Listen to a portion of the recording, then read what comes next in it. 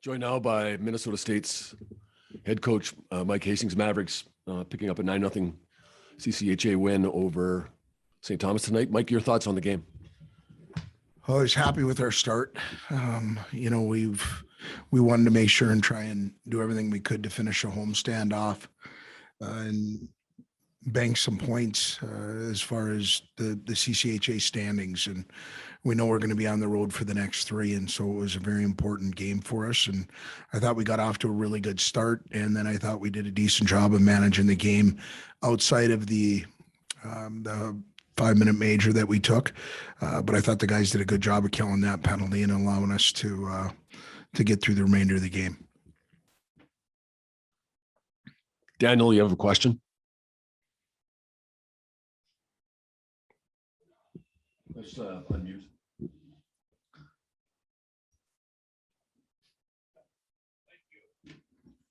Daniel, could I ask you to unmute your, there you go. Go ahead. Sorry about that. Congrats on the win, Coach. Do you want to talk a little bit about Reggie Lutz and getting his 100th career point and what led to getting to right now? Yeah, you know what, you never know. When you start with the pandemic situation that we did a year ago, where guys have an opportunity to come back or not, we had some guys that wanted to move on to pro hockey, and Reg tested the waters a little bit on just kind of deciding what he wanted to do, and asked him if he was coming back, that he takes a step as a leader and as a player, and he really has taken that to heart. But for him to get that honor, it's hard to do. To be able to put up that many points in a career. And he's a guy you love seeing at the rink every day. I think he's somebody that, if you ask around our locker room, the amount of respect that he has because of the human being and the player, we're really happy that he's wearing our jersey this year, because he's been a difference maker when we started going to work here in July, and he continues to do it. So it's a great honor, and it's one that's well deserved. Kevin, do you have a question? Mike, obviously a new chapter here with St. Thomas in-state rivalry. I think there's really high hopes for what this can be. How exciting is it to actually get on the ice here and start this rivalry with a team only 90 minutes away from you? Well, like I said it during our press conference earlier this week, St. Thomas brings a lot to the CCHA, from the administration on down academically. Rico's been a guy that's helped build a program and bring it to national prominence, and he'll do the same thing at St. Thomas. So I think they make the CCHA better. And so it's the first time these two teams have played in a long time. And, like I said, we're excited about them being a part of the CCHA and what's going to happen in the future. Daniel, you have another question? Yeah, it was a big night for a couple of guys. And Wyatt Ahmet getting his first goal and point of the season, along with Bennett Smollett getting his first career goal, followed by a point. Do you want to talk a little bit about those guys and how big tonight is for them? Yeah, when players see other players, goals, assists, they want to try and get that off the board as quick as possible in their career, or in a season. And with Wyatt being the leader that he's been for us, being our captain, I'm sure there's been some ribbing with him having goose eggs on as far as a goal and an assist. So for him to come out and it energized the crowd, it gives us a lead. He's done so many unsung things for our team this year for him. And I thought it was a real nice pass by Sandelin to put it in his wheelhouse. And for those that have been around and been able to see Wyatt, he can shoot a puck. And so for him to get that tonight was very special. And then, Bennett Smollett is going to be a very important cog for us, not only this year, but in the future here at MSU. And so we know the Smollett name. We know the quality of the human being that the guy that left here, and we're very fortunate to have Bennett slide into his own shoes now and start building his own career here after his big brother went through here. So happy for both of them and well deserved. Kevin Dudley, you have a question?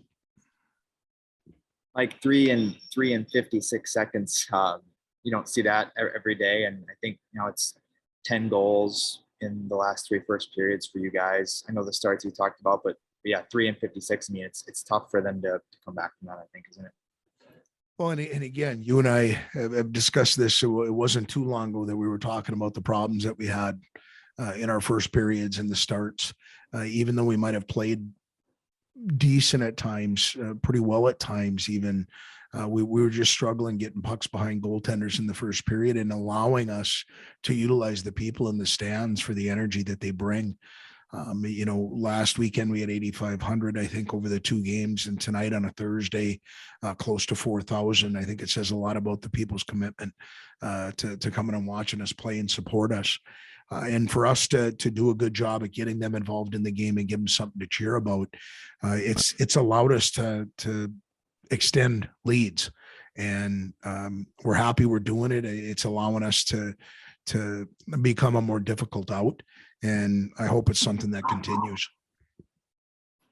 Daniel, do you have one more question? Yeah. Do you think your power play got the job done tonight? Well, our first power play, I thought, there weren't a lot early, and when we got the first one, I thought, we were a little out of sorts, and then we went to a group that hasn't been together, and they found a way to get a puck to the net and get a rebound. And sometimes that's all it is being able to put some pressure on our goaltender and try and outnumber at the net. And that's what happened. I think the shot came from the point and was tipped, hit the crossbar, and bounced down into the crease. And we found a way to get there first. So, you know what? I don't think we were perfect, but I think the guys did a good job when they had their opportunities. Kevin, final question if you have one. Mike, you guys killed a 5-minute there. A few chances on the PK there. I know that was a point of emphasis. What did you see out of the PK tonight? You know what? Early, I thought we were a little bit shaky. We're still having a tough time winning a face-off in our defensive zone to get it clear. And I thought Dryden made a phenomenal save. I know people are going to look at the shot total and not, and say that he didn't earn that shutout. But I will tell you the save that he made on that power play when it went backdoor off of one of our guys to their guys sitting on the weak side, and he shot it right away, and Dryden found a way to get over there. And then I thought we found a little bit of rhythm during the 5-minute major where we had 3 sets of 2 forwards going out, and I thought we found our way a little bit. We were more aggressive. I thought we were purposeful when we were up ice and on their entries, and didn't give them a lot of clean looks coming in. And once they did, I thought we did a good job of getting 200-foot clears when we got our stick on it. So hopefully that's a sign of good things to come. Thanks, Mike. Good luck Saturday. Thank you. Forward Reggie Lutz. Reggie, your thoughts on tonight's game?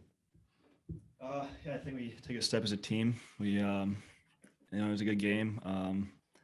I was kind of doing the little things. I was kind of preaching, doing the little things going into the game tonight, and I thought we did that and just came out with a good win, good confident win. So we were happy with the result.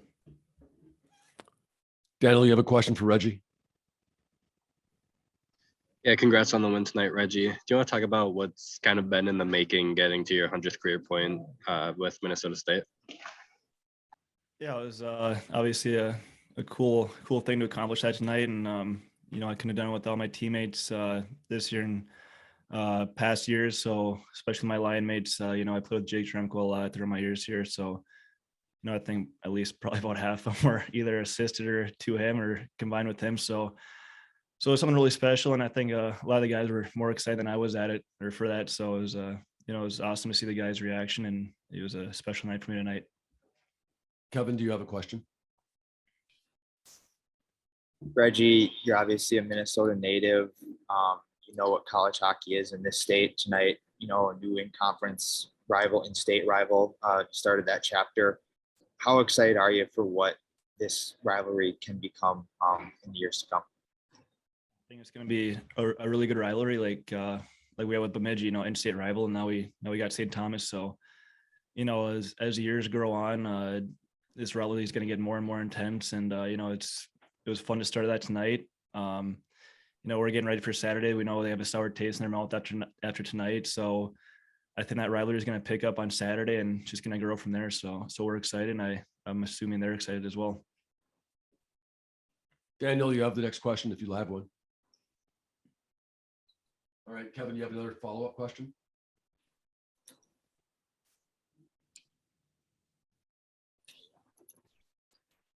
Reggie, the starts, I think 10 goals now in your last three first periods. You got 3 in 56 seconds tonight.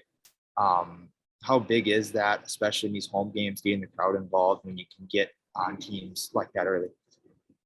That was kind of going back to last weekend or 2 weekends ago when we played Ferris. We started off slow in Ferris, and obviously we want to use the crowd to our advantage, and getting them into the game right away is one of our goals. And I thought we did a good job with that last weekend, and coming into this weekend, it's been one of our goals going in every night is having a better start every game, taking a step like that, and is trying to get a goal, trying to get the first goal every game. And I think we've been doing a good job with that the last 3 games now, and we just gotta keep that going.